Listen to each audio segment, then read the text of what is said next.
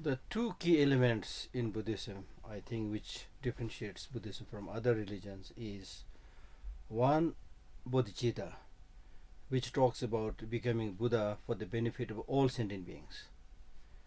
Second, the concept of shunyata or emptiness, interdependent origination, meaning that there is nothing whatsoever that has objective independent existence.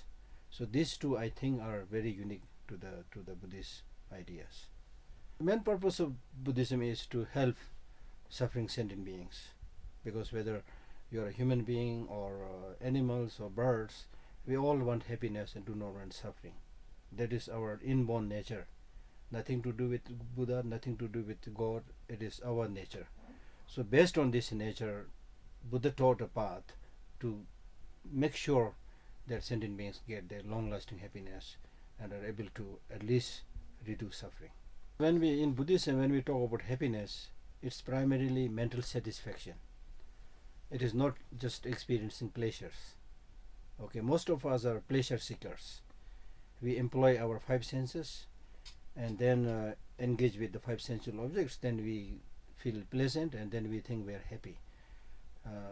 But that kind of pleasure that we experience is very, very superficial, very, very physical, and very, very unreliable.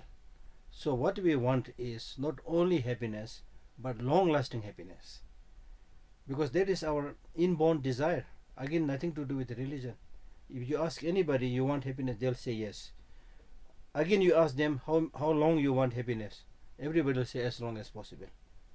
So given this human nature, the purpose of Buddhism is to get that long-lasting happiness, and that is possible by removing the internal afflictive emotions.